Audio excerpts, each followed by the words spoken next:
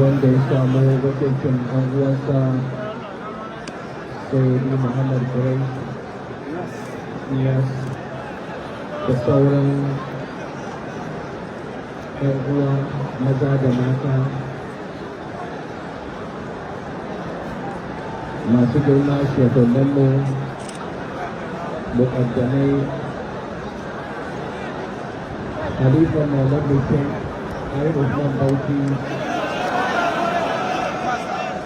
Sheikh Ibrahim Tahir Bauchi muna farawa da tunawa da magabata da lulluɓe su da rahamarsa a cikin su Maulana Lisanin Fai'a Sheikh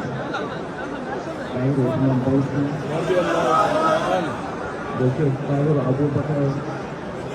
wanda shi ya fara wannan aiki na cikin shekara arba'in yana yi Allah ya gafarta mata da jami'a kullum a cikin wajifa da cikin nazarinmu yana taimakawa wajen gujewa kasan nan wani hali dukkanin tashin hankalin da muke ciki da ba a istikari da tashin hankalin ya fi wannan yawa muna roƙon Allah subhanahu wa ta'ala wannan jiha ta Katsina wacce ta daɗe tana fuskantar matsaloli na ta'addanci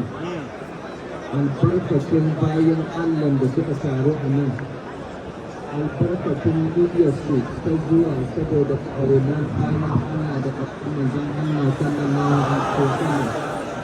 albarkacin sauƙin da aka yi da karatun diwani da aka yi da damuka talakawanku da cikin wahala Allah ya kawo musu sauƙi Allah ba mu lafiya da zama lafiya Allah ya haɗa kawukanmu